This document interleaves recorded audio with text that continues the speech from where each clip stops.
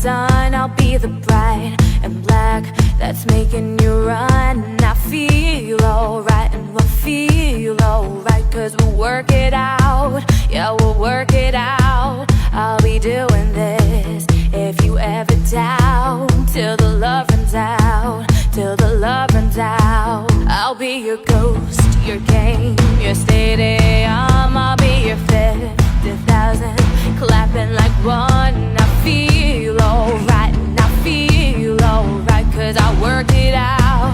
Yeah, I worked it out. I'll be doing this if you ever doubt, till the love runs out, till the love runs out. I've got my mind made up and I can't let go. I'm killing every second till it saves my soul. I'll be running till the love runs out, till the love runs out. And we'll start a fire and we'll shut it down, till the love runs out, till the love. All right, hello folks. It is that time again. That's Prime Time with Jerry McKee, and I have got a special guest for you tonight. Trey Calloway. He's a country singer and songwriter for the great state of North Carolina. He grew up singing in the church and was actually as a teen, and was inspired by the storytelling of passion of country music and the joy it brought him. And I think we lost Trey. I'm here. Can you see me? Uh, no, I can't see you, Trey. It's a Can't black see. image. I can see you. I can see you perfectly right now. I'm not sure exactly what's going on, but I can see you. Yeah, all of a sudden you just went you went blank. Can you see me now? I can't see you now at all. You might have to go out and come back in. Okay. So Well, I know we lost. it's crazy. I can see you. I'll be right back. Give me 1 sec. Okay, he'll be right back. It's technology does that right there. We'll see Trey be coming right back right here. But he started writing at the age 15. He began writing and performing country music professionally in front of fronting multiple bands in North Carolina. Hold on a second. He's back. Oh no, he went back blank. Well, he bought and come back in. But then he moved to Myrtle Beach, South Carolina, in around 2016, where he performed a lot. The Trey Calloway Band, and still wait for Trey to come back. He's having a little difficulty there. Here we come. And there he goes black again. I see you pop in and then you pop out. Well, you just popped out completely again. Technology is great, and sometimes it works. And believe me, I know, and people too. But anyway, Trey Calloway Band. That's when he was playing around in the Myrtle Beach area. He's been playing the Eastern Tour circuit ever since. And after moving to Nashville in 2022, he's been a regular feature act at the legendary Alan Jackson Good Time Bar. Now that's if you've never been there, it's really nice. And we're waiting on to reconnect.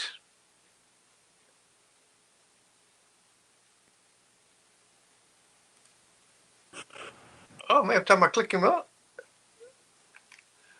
so somehow or another, whoops, he just went out again. Oh, folks, just give us patience. Like how things like that work.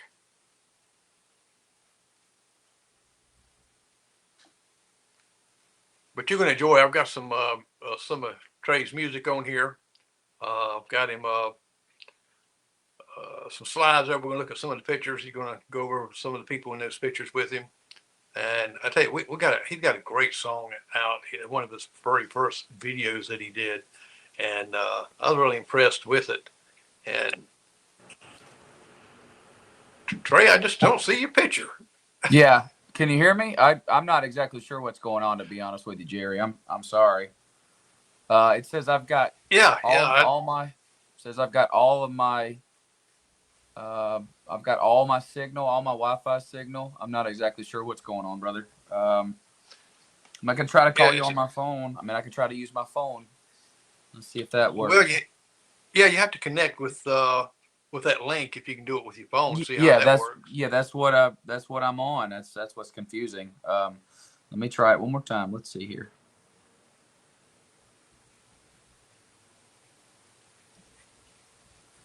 It's like it's not connecting to your camera on your phone.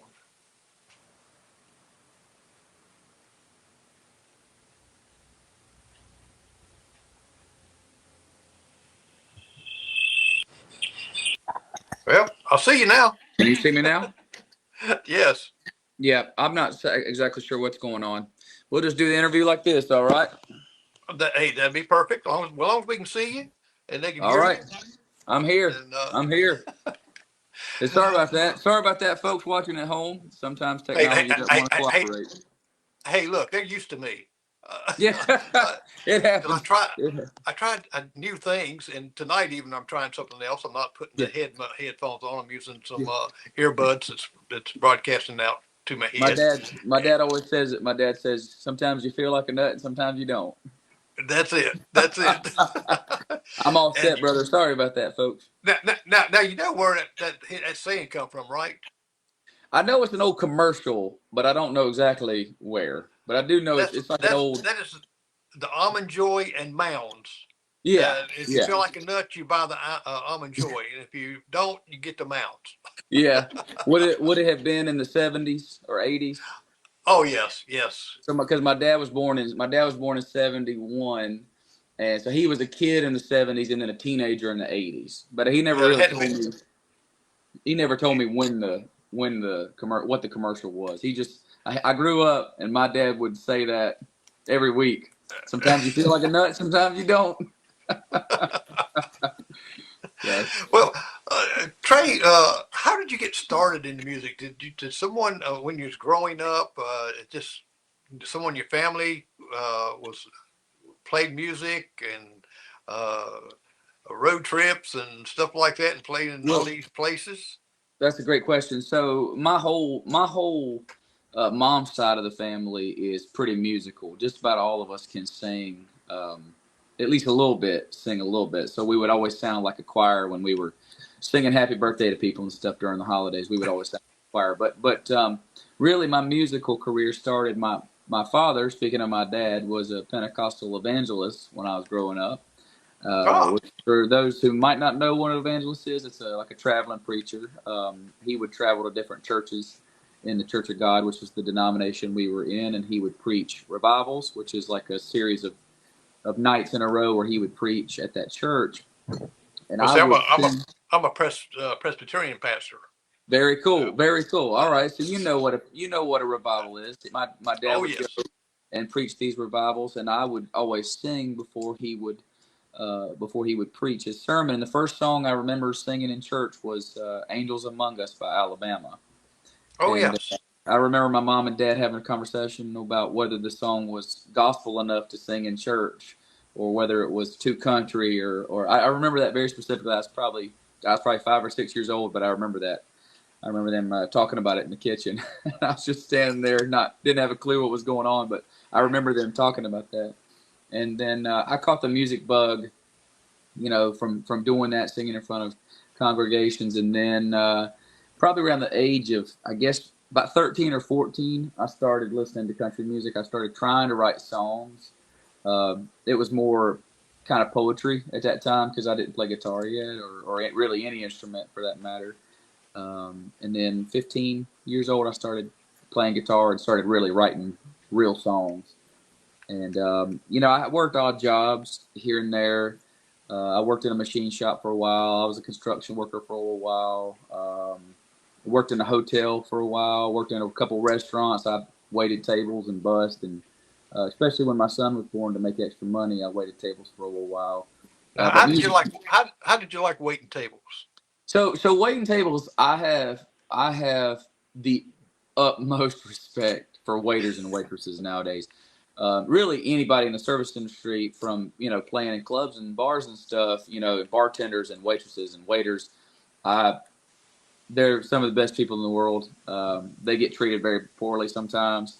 Um, and don't make enough money to deal with the amount of stuff they have to deal with.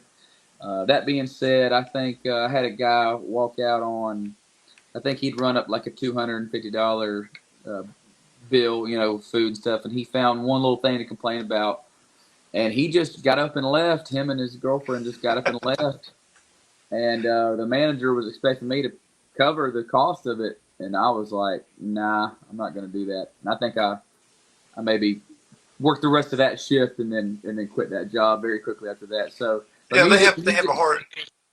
And yeah. when you've been in that business, you really respect Oh yeah. the wait staff and all. Now, what? And I read on your bio that you play a harmonica, you play of course your guitar, and uh, you play these instruments, but you play by ear. Yeah. I'm not classically trained. I read Nashville notation relatively well. Definitely not like a session guy would, or a lot of band players. But I can read charts enough to know what's going on in the song and sight read pretty relatively okay. But people don't know the difference between like shape notes, like classical music, which is the little dots and the lines and the this and that and other.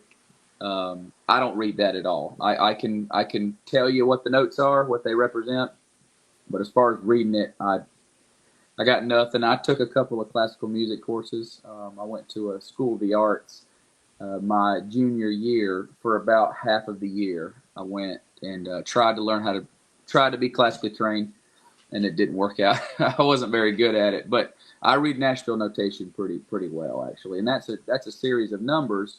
When guys record songs in recording studios in Nashville, Tennessee, um, there will be the chord of the song. Say the song's in G, that'll have a corresponding number, and that's one. And it's complex, but that's the kind of notation I can read pretty good. And that's Now, how really did the you only get? thing. That's really the only thing us Nashville guys really use ever. I hardly ever see anybody break out sheet music. I mean, I'm sure there are plenty of session players in town who can read actual music, but I'm not one of them. Now, how did you pick up the harmonica to play it? Because I know I have a cousin there, Freddie Banford. He plays professionally harmonicas. He got a belt, got different keys Yeah, and yeah, stuff on it, and I just it just blows me away that you have to take a lot of breath to yeah. do So that. I don't want to oversell. I don't want to oversell my harmonica playing to the folks watching. I am a very rudimentary harmonica player, and I should practice more than I do. I've got like a series of licks that I can do on the harmonica that kind of sound kind of cool, and I'll break it out every now and then and do it. That's kind of the extent of my harmonica playing. I am by no means like a professional harmonica player. Um, I had uh, I had a dream that I was going to become this great harmonica player, but I grossly underestimated how much work it takes to be a truly great harmonica player. My best instrument is either the guitar or the drums. I'm a pretty good guitar player, and I'm a pretty good drummer. Those are the Wow. two. Those are the two best instruments I play. Well, now around 15, you began writing and performing country music professionally. Yes, sir. Now, it blows my mind because I remember at 15, I can remember back that far, and I can barely remember what happened the day before, much less Same here, man. writing, writing. And where did you get your inspiration? Hey, you met 15 years old. What was your inspiration in writing? I think about that sometimes. As like what was I writing about? I didn't have any life experience at the time, but I think the biggest thing I was trying to do was emulate my heroes. I think that was the biggest thing. Was at the time I was big into Alan Jackson. I was big into Garth Brooks. I was big into Jason Aldean and the Chris Young stuff, and I was trying to emulate my heroes. I was trying to sing about the things I heard them singing about that I really enjoyed listening to, and I had a little bit of girl experience. I'd had my heart broken a couple of times by some girls and stuff. So I was trying to write about that. I remember I remember I was dating this one girl, and I wrote this song called Country, which spells country, and I was so proud of it because the hook was like, Country, and I was like, man, I wrote a great song. And then this girl I was dating, she was a big country music fan as well. And she was like, I think Joe Diffie's already got a song called Country. And I went and listened to it, and sure enough, man, it's the same melody, it's the same song. And I was like, well, I got to go back to the drawing board on that one. But that was really what it was. I mean, it was me trying to emulate my musical heroes. I remember I wrote this. The first song I remember really finishing was a song called Tomorrow, and I played it, for my whole family, and they loved it. But it was really a basic song, and it's crazy how your songwriting grows, Right, and that's how it goes. And I love artists that like you write your own music. You'd be surprised some of the professionals that don't write their own music. They have other people write their music. And I tell this every time I talk to someone is that the Oak Ridge Boys, Richard Sturban, was telling me about how they got to Elvira. Was by one of the writers, stopped at a stop sign. There's a sign that says Elvira. He went down that road. He wrote it down. And he got to Bumpa Mau because that road was so many potholes it hit. Well, South Carolina, we got potholes. Oh, yeah. Oh, yeah, man. Now you can always tell when you cross. You can always tell when you cross from North Carolina into South Carolina because you be driving, and all of a sudden But Nashville's every bit as bad. Man, Jerry, they call Nashville Crashville, man. There's potholes galore in this town, dude. It's horrible. We got them here. I had my wife. She disappeared for 3 days. She's in a pothole. Finally come back out of it. It's really crazy. That's a good one. I never heard that before. That's a good one, man. Now you fronted multiple bands while you was in North Carolina. I did. I had a couple of. Go ahead, finish your question, and then I'll answer. Go ahead. Yeah. Do you remember? Do you have different names for the band, or? Yeah. Oh, yeah. So the first I would call professional band I ever played in was a band called Far Roads, and great bunch of guys. I mean, I'm still friends with those guys to this day. We were a top 40 country band, and we had this booking agent. And he was running us all over the East Coast, and we would go out west a little bit. But I remember that was like no original music. It was just we were just going to these clubs and playing like 4 or 5 nighters and just doing the hit. If it was a hit song on country radio at the time, we would learn it and we would put it in our set. And most of these clubs wanted danceable stuff. They wanted to line dance. We would go to Pennsylvania, and we would go to Virginia, we'd go to Georgia and Florida, and even South Carolina, and some clubs in North Carolina as well. And these clubs wanted us to play dancing music. It was country, but it was like line dancing. Right, a lot of line dancing, clogging. And I learned a lot about touring at that point. I mean, that was the first touring experience I'd ever had. I played, in bands and stuff in my hometown, but never toured like that. And then when I got to Myrtle Beach, I had kind of the first ever Trey Calloway band, which was a great bunch of guys as well. I'm still friends with some of those guys as well. And you moved to Myrtle Beach in 2016, right? I believe so. I think it was 2016 that I moved there and made my first. I remember making my first record. I remember making the Carolina Man album in 2019, I believe. And man, I was just a baby. I didn't know hardly anything about recording. It was kind of like, hey kid, you just sit over in the corner and we'll do all the tracks and then we'll let you know when it's time to sing. And it was a lot of fun, man. I learned a lot of stuff from those guys. Mike Rogers actually produced that record. Mike played with Craig Morgan for a long time, and Jimmy Fortune as well. He's in Jimmy Fortune's band. I believe still to this day he plays with Jimmy, and wonderful musician. He's actually from Myrtle Beach, South Carolina. He was the one that produced that first album. Oh, okay. I wrote every song. I wrote every song on that first album. Every song on that first album was a solo write. Was a song I wrote by myself. I had no co-writers. I didn't even know what co-writing was at the time. And you can hear it in that album. That album is very rough. It's very raw. Some of the half of the songs, at least, are over 4 minutes. And for those of you who get to know about songwriting, 4 minutes is running on the long side of a song.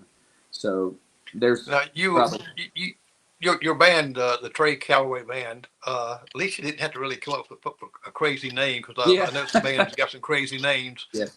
like Yeah. John Cavity Beaver Brown Band. Yes, Uh, sir. I Oh asked man, him one that's those guys are they did the soundtrack to Eddie and the Cruisers, right? That's Eddie and the Cruisers, right? exactly. Man, Yes, that's and two of my favorite movies. I asked him. I said, "Where did you get the name, the Beaver Brown Band?" He said, "We locked ourselves up in the garage, and there was a paint bucket over there.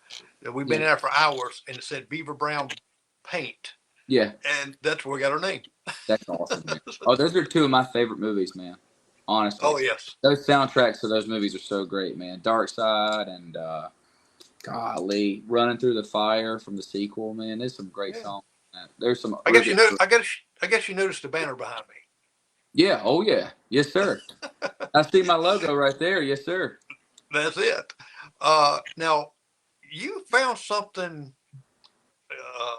in Myrtle Beach when you moved down there in around 2022. You run into I guess, a person there that caught your fancy. Oh yeah. You talking about my wife? Yes, I hope we're talking about my wife. Yes, sir. I met the yes, love of my life. I met the love of my life. yeah. Yeah, I've got some pictures we'll go through, and I had to put her on there. sounds good. Yeah, I Oh, think she it's a loves it. wedding She's picture. probably watching. She's probably watching. Hey, babe, if she's watching, hello. She's the best. Yeah, I was going to ask you. I said, "No, what was one?" I was going to do like a trivia question, but I said, "I better not do that." You know, I know her pretty well. I probably would get it right. I know her pretty good. I probably get it right. We we, Yeah. we, we we pride ourselves on knowing each other pretty good. Well, that's great. That's what you're supposed to. And as you grow older together, you will find yourself. You'll still be surprised later on in years. My wife's shocked every day from me because I'm just kind of bounce off the wall. I'm very hyper and going everywhere. She just. I don't think she's shocked anymore when I come up with some stuff. She's my wife's used to my shenanigans at this point. She's seen all the Yes, shenanigans. yes, So and that's the fun part of it. yes, sir. Now, are you now you went to the legendary Alan Jackson uh, Good Times Bar. Play there every I've been in Saturday. I play there. there every Saturday. Yeah, we was up there a couple of years ago in Nashville, and of course, down the street you see all the bars, all the things there. That's got the open windows and with the music playing, and that's one that I went in there. I don't know if you know Monty Allen, who played for the Alan Jackson Band, I don't know if I and do. I don't think I do. he's from my area here in Union, Is he and really? Okay. yes, and he's been with him a good long time, Oh yeah. Oh yeah. and never. He's a. Of course, he's got some music of his own and things. I had him on my show a while back, and he just very very nice guy. And I'm really surprised that a lot of the Nashville artists kind of live in Hendersonville. They do. A lot of them do. They do. And I was really kind of surprised. I figured it would just be blanket all over Nashville, Yeah. but they kind of commute up there. Ronnie McDowell's one of them.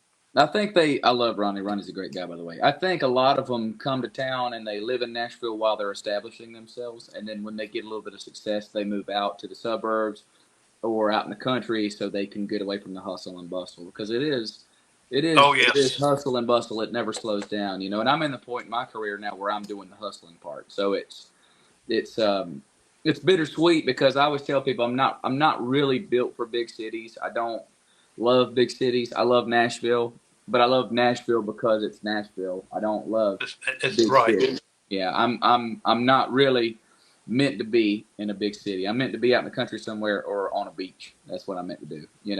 That's kind of what I mean, I grew up around the lake, so fishing and being out on the boat. That's kind of I miss it. You know what I'm saying? And now I ain't got no boat. I got a truck, but no boat. Yeah, yeah. You probably know Hank Parker. He's a professional fisherman that's Yeah. won all kind of Oh yeah. things, and I had him on my show there. And he's a very nice, likable guy. He just kind of Yeah. bubbly and all. He just makes you feel comfortable. He Absolutely. does a lot of fishing, of course. Oh, man. How would you like to have it? Fishing as a career? Man, fishing as a job, it sounds fun, but it's probably stressful. I mean, it's probably like, man, if I don't catch this big fish, I'm not going to be able to, you know what I'm saying? Because fish are so finicky, man. I mean, it's crazy to have your whole life decided whether, you catch this big fish or not. I was always bass fishing and stuff. My dad likes to shore fish, but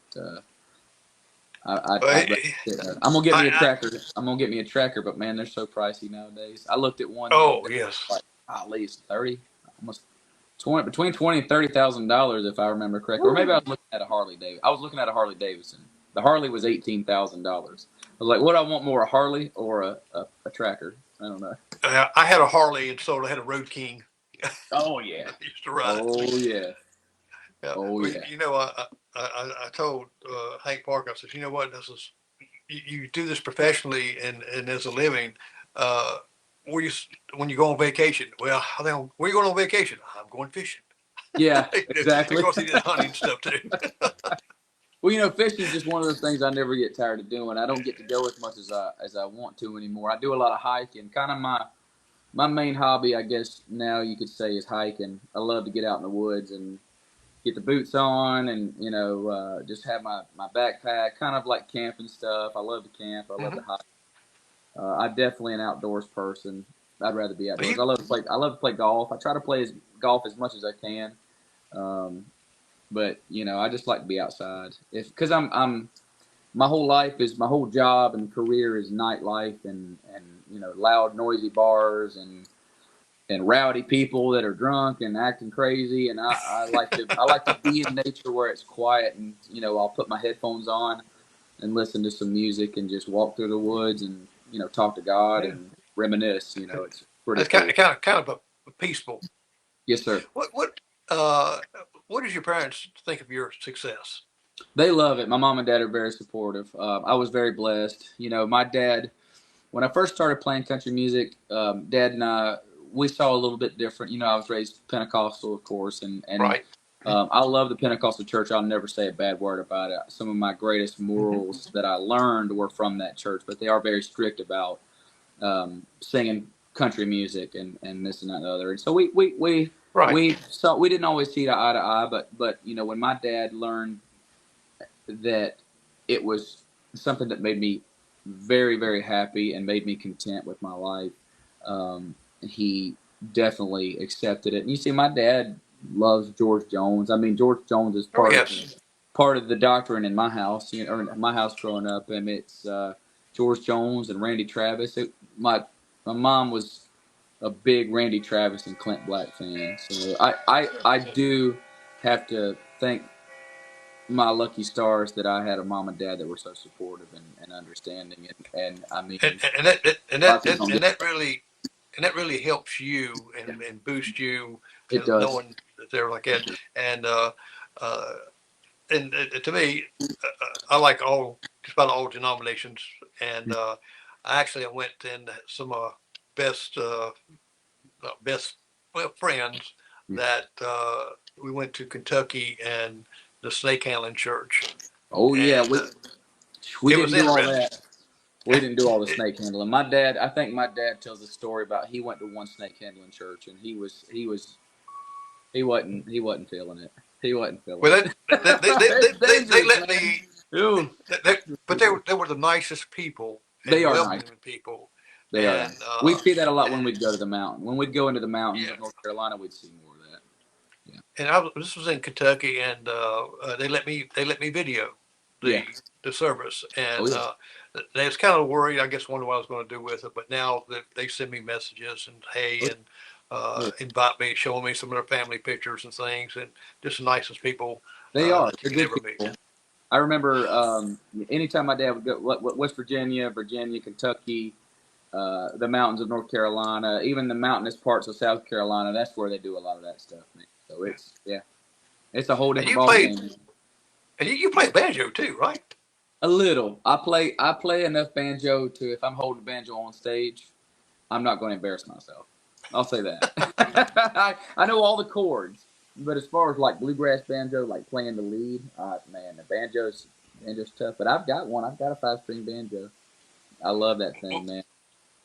And all looking at all some, the other instruments all the other instruments I play, I more or less just picked them up and noodled around until I figured out how to play them, and that was kind of like my extent. I could play piano, banjo, harmonica. It was all kind of tinkering, just messing around with it until I got a sound of it that sounded pretty good. And I mean, really, my guitar playing's like that too. I wouldn't say that I technically play the guitar the right way. I'm sure that somebody who's classically trained would say, "Oh, you're doing that wrong," or "You're doing that wrong." But I make music that I like, and that's all that matters, you know. I had a lady on my show. Her last name is Benz, Benz, Yeah. and she could tear that Oh electric yeah. guitar up. I mean, Oh yeah. she just blew me away. Yeah. About the best I've seen. I think I'd put her up with Jimi Hendrix or something, you know, That's close to awesome, that. man. Yeah, Uh, I've always been a singer first and foremost. Singing has always been my first and foremost instrument, and I picked up instruments to surround my voice with, and that was you know, like some people are instrumentalists first and they learn how to sing because, you know, they can't find a lead singer for their band or something, and they still start singing. I was always the guy who sang, and then I played instruments to add to that. You know what I mean? Yeah. I tell you, I want to play one of your first videos. Now, we got another one to play too, but I want to play this one here because this is I really enjoy. I watched it over again because what you told me about that first video. You just tell me about your first video there. Are you talking about Heal This Family? Yes, You're talking about Heal This Family. So Heal This Heal Family. This Family. Yes, sir. So Heal This on a complete shoestring budget with not a lot of money, but a bunch of people who really enjoyed what we were doing, and the whole community. I mean, it was like this community of people got together with me and made this video. It wouldn't have happened without Sandy, my mother-in-law, and it wouldn't have happened without Tony, the guy that directed the music video. So I have to give the most credit to both of them. But man, there were just so many of my friends that came out. God, there's so many people in that video. I can't remember all of them now. I mean, it was years ago now, but I'm so proud of that video. You know, you when you think back on certain points in your career and you say, well, man, we didn't have buku money to throw at it. We didn't have this, but we made something that we really believed in and something that was true to our heart. And I wrote it during 2020, all the stuff that was going on and all the crazy Right. stuff that was happening in our country. And I just was like, man, we just need to put the guns down, put the anger down, put the metaphorical anger down, and just try to get along. We are a lot more alike than we are different. You know what I'm saying? And that's what the song was. I mean, and it's definitely got a gospel vibe. I was raised in church with gospel music, and I make no excuses. It's definitely a gospel song, and Well, it gives that message out there, and let's take a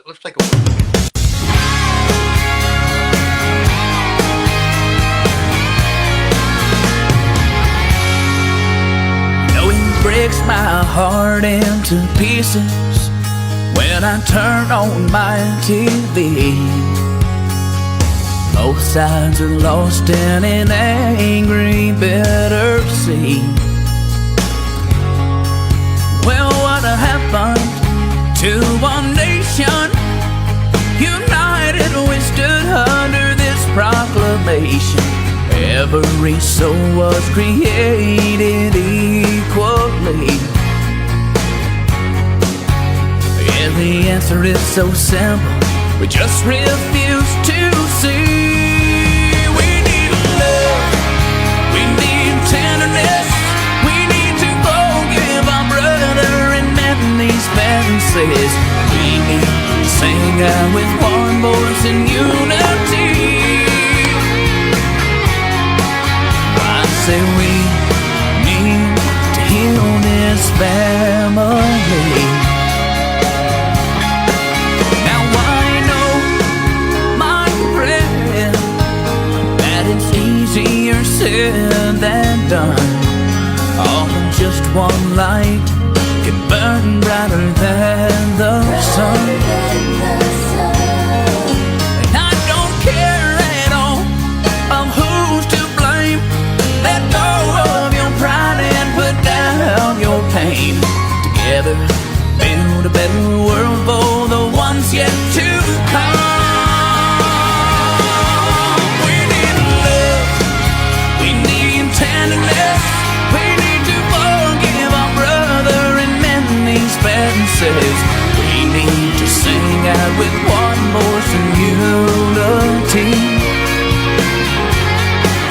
We need to join hands. We can start today, because hate isn't drug we should just throw away. We are the ones that control what the children see. I say we need to heal this family.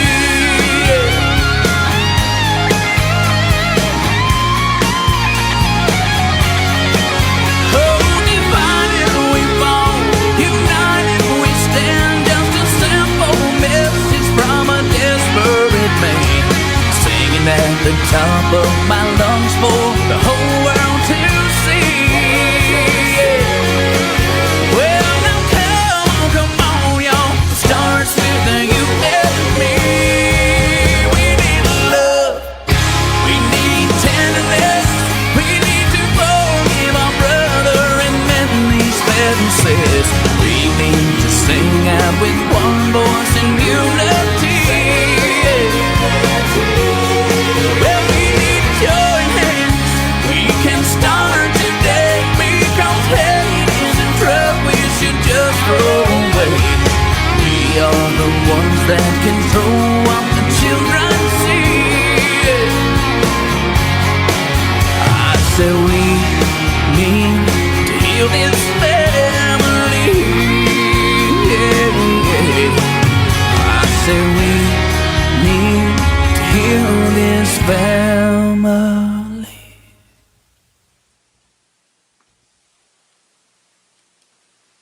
All right. Man, Love I it. love that song. Oh, I'm yes. proud. I'm proud of that video. Hey, that for the first video that you said, I mean, That that was the is first really music good. video I ever made, Jerry, and I'm Yeah, proud. and I love how you said your community and your family and friends all come out and say, hey, yeah, glad to do this. We didn't And think anybody was gonna. Well, basically, we didn't think anybody was gonna show up. We were like, well, nobody's gonna show up, and then 50 people showed up, and it was like, wow, these people wow, all love me and love this song and love what we're doing. And honest to God, like, it's everything about it. Everything about it is like, man, it's just a couple people having fun and saying something they believe in, and people did. They really responded to it. I mean, I still get requested that song all the time. People, I mean, that song's been out for several years now. People still yeah, want to hear it yeah. now. I noticed it was, and I said, you know what, I got to play that song because Yeah. it was so good. Thank Now you, sir. you play a lot of. I wouldn't mind re-recording. I wouldn't mind re-recording that song one day, because that recording is really just a demo. I wouldn't mind doing a radio version of that song one of these days. It's a great song. I love that song. Now you not only just play country music, you have a lot of genre music that you play from gospel music, rock and roll, bluegrass, blues, Yes, sir. and I have a hard time the hip hop. Now I have a hard time for that one. Yeah. Well, there's no hip hop in my music. I mean, here's how I feel about hip hop. I like hip hop. I love rap. I love hip hop. I listen to it when I'm in my truck driving down the road. I listen to hip hop sometimes. I have a hard time mixing hip hop and country music, because I don't think it does either genre a service. But listen, there's guys out there that are doing it, and they're having a lot of success, and putting food on the table for their families. And at the end of the day, that's what it's all about. And I've never been afraid of pop country. I mean, even Heal This Family has some poppy sentiments to it, the way it sounds and stuff. But I've never been afraid of poppy country, because it's nothing new. Conway was making poppy stuff back in the day. Dolly Parton was making poppy stuff back in the day, and Alabama got really poppy as they progressed in their career. But I do think that those acts still kept it country. You know what I mean? It was. Oh yes, They were still country artists. I think we've blurred the lines now a little far. who is what artist was your most influence on you? Definitely Really, Garth Brooks. Musically, it was definitely Garth Brooks. I would say a close second would be George Strait, and then I was when I got into high school and started playing in bands. Jason Aldean was kind of the one guy, him and Luke Bryan. So I would I was heavily influenced with Jason Aldean's music. I would say he was the one that put the drop D kind of bluesy southern rockness in some songs that I've had before. Jason Aldean's music, a lot of those early records he put out were almost exclusively in either the key of G or drop D, and that was very much That was very influential to me as an artist. Those drop D riffs like "She's Country." Johnny Cash. Johnny Cash is in E flat, but it's still a down-tuned top string. Right. And then Tattoos on This Town. All those early records of Jason Aldean's were very. He had a sound. Those were as influential to me as the '90s country was too. And sometimes I don't give him enough credit.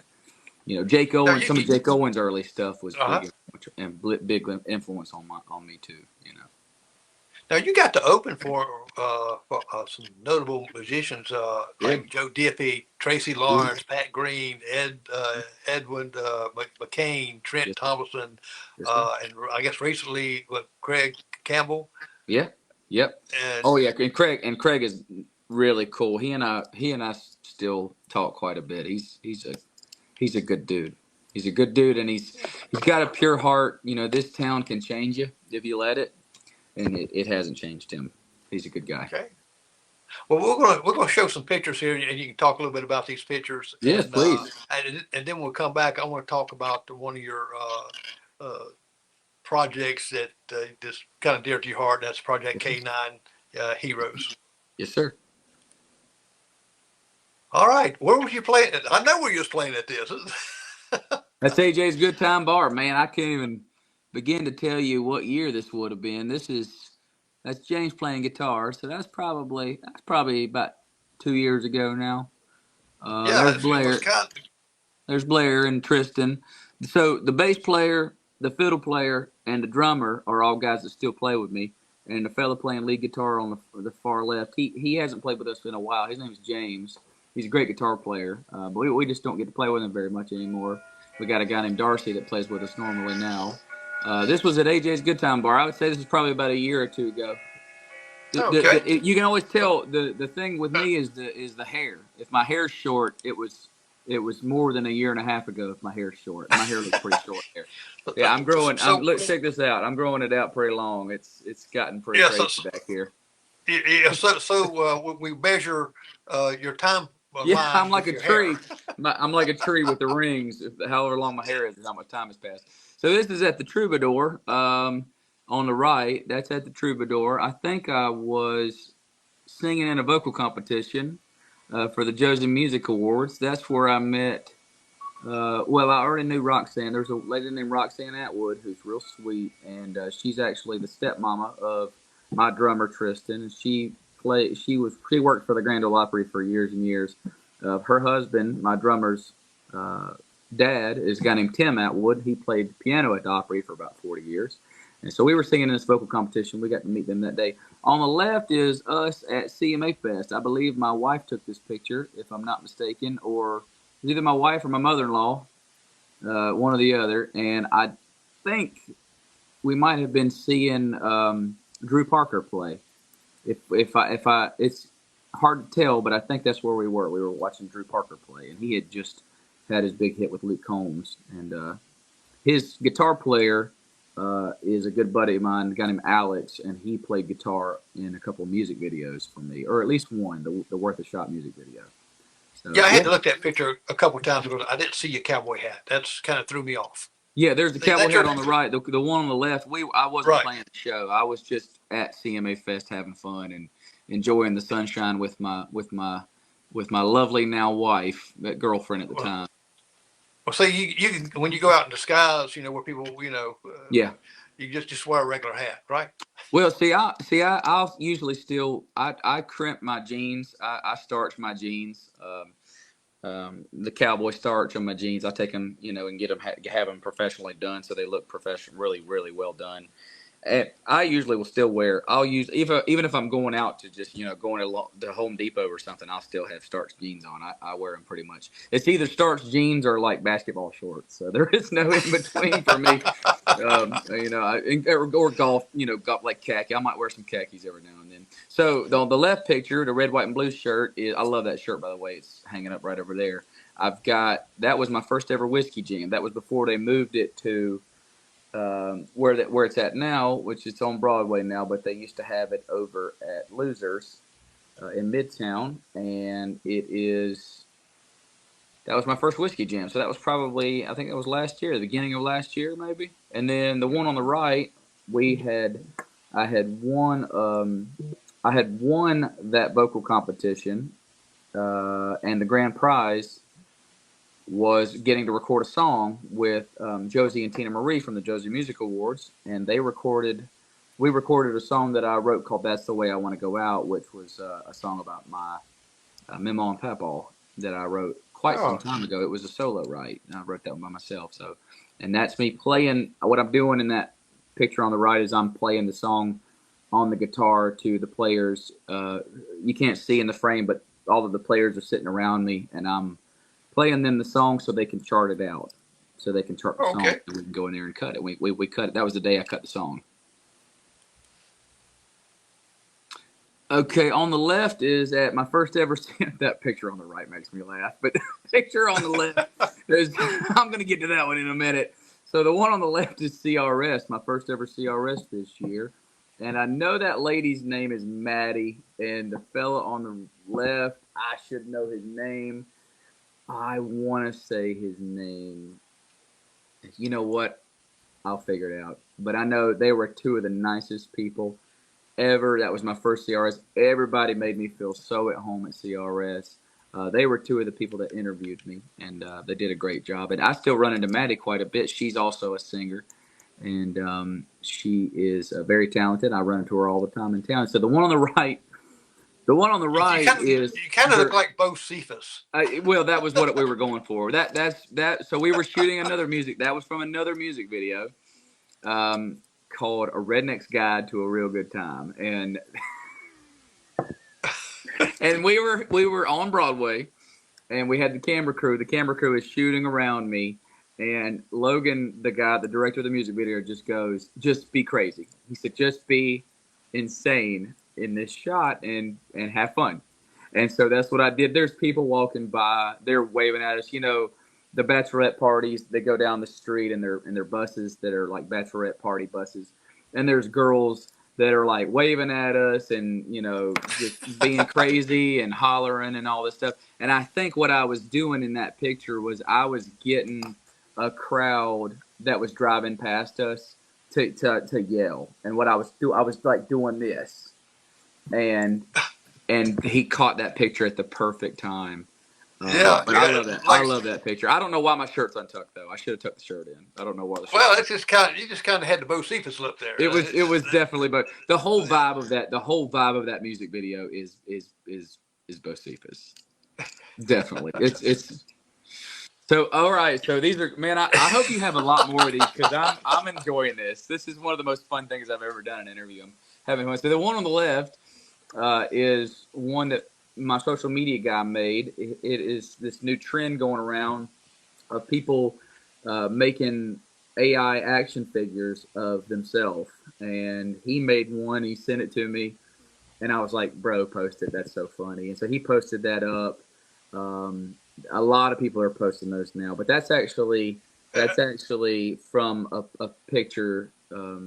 He used a picture of an upcoming song that I've got coming out. So that's the look. It looks like you. It really does. It does. He nailed it. And some of them, I've seen some of other people's, and they don't look anything like him. They really exactly. He nailed me on like we nailed it on that one right there. It turned out great. So I love it. Yeah. It's a wonder if you ain't got somebody saying, "Hey, in your merchandise, so you got that action figure for sale?" People have really asked me if this is really for sale, and then I wish it was. I wish I had that kind of money to have those made.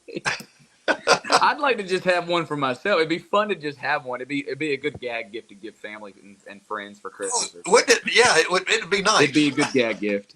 I'm surprised that this AI trend hasn't turned into somebody with a toy making company actually doing this. I'm surprised that hasn't happened yet. Well, anyway, I'm sure even you, Jerry, know who that fellow on the right is. That is the one and only country music legend himself, Whispering Bill Anderson. That is Whispering Bill Anderson. one of Yes, one of the greatest country artists to ever be in this industry, and one of my heroes.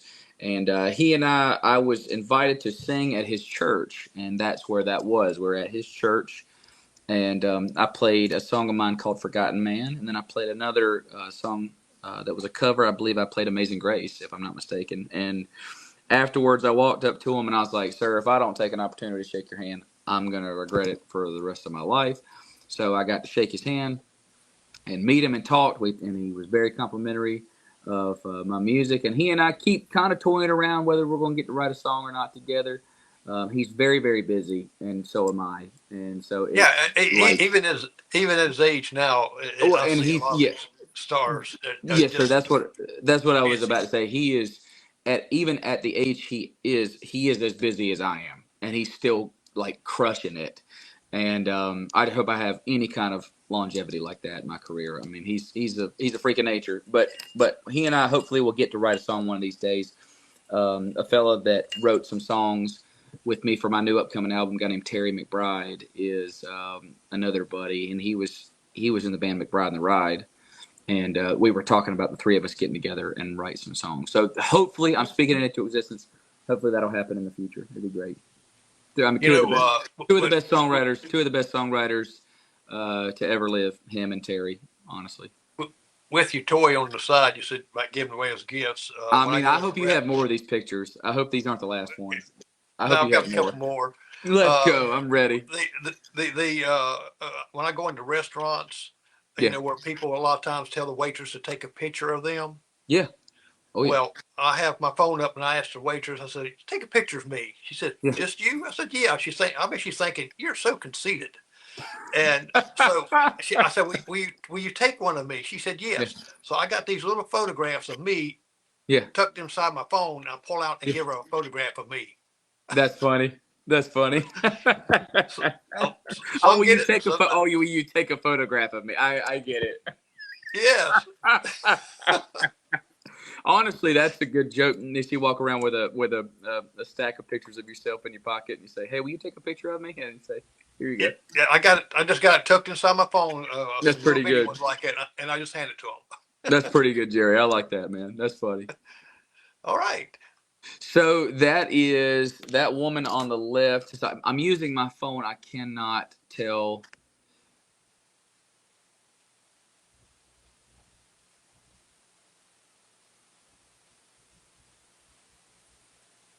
Oh no, you didn't disappear again, did you? I think he disappeared. I don't even hear him this time. My back. There he is. He's back. Am I back? You're back. All right. Let me tell you who. I can tell you. So that guy on the right. So I'll talk about while I try to figure out who that is on the left. I will talk about who that is on the right. So that is Dom, my social media marketing manager. And also one of my best friends. I was actually with him today. We were shooting some content, and that was down in Texas at the Texas Country Music Awards. You can see the emblem on the back. That was the Texas Country Music Awards. He and I went, and I love that shirt. The shirt I'm wearing, I freaking love that shirt. It's hanging up right in there right now. Yeah, I gotta tell you, that church caught my eye. I mean that shirt is just it's hard to compete with. That I'm in awe of that shirt, and I love it. Anyway, so we went to the Texas Country Music Awards, and we had a bunch of fun. And that was my second ever Texas Country Music Awards. Linda, the lady that runs it, is so sweet. I think the lady on the left's name is Wendy Moten. That's right. That's Wendy Moten. That was at our show at the Time Jumpers, and she is amazing. If you've never heard this woman sing, you need to hear her sing. She has the voice of an angel, and she's so sweet, and she was so kind to us. And we waited in line for quite a while to take a picture with her. And the reason why is because she took lots of time to talk to every single person that wanted to speak to her, and she was just so sweet. So Joe Spivey, the guy is the guy that plays fiddle in the Time Jumpers, actually played with me at the local every Friday night for a little while. Probably one of the biggest fiddle players to ever live, one of the most famous, most recorded fiddle players to ever live. He played with me for about 6 months, and then he had to quit the gig because he was doing a lot of sessions on Saturday and was wearing them out. Okay. He couldn't stay out all night with us. This next picture coming up, I hope you know who this one is. Yeah, let's see.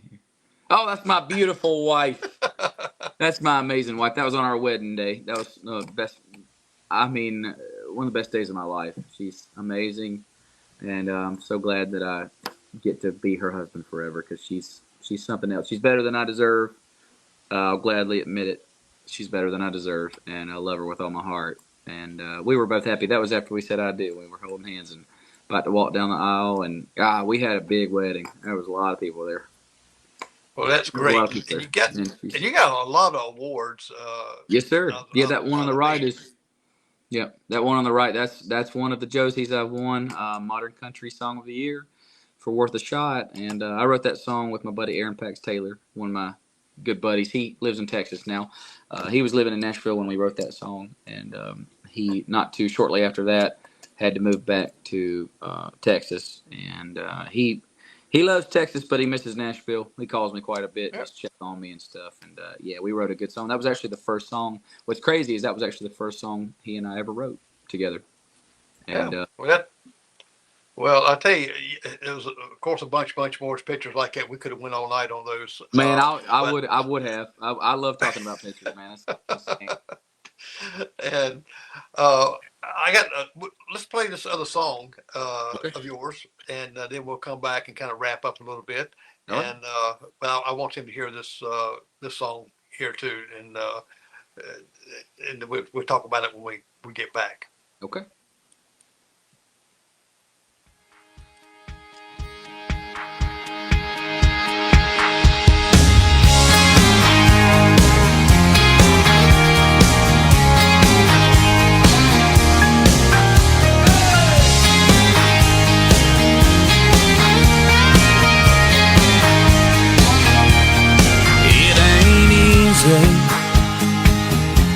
Falling in love.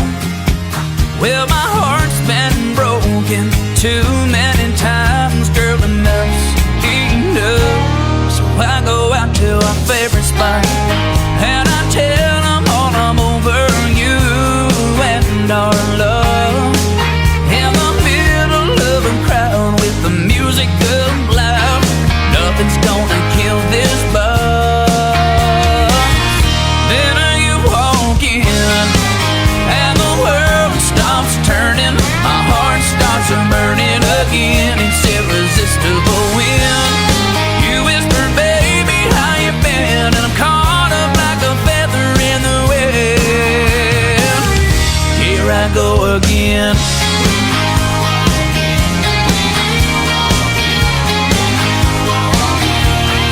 Get you another drink. Listen, keep on pouring that one more glass of wine. Well, I try to resist.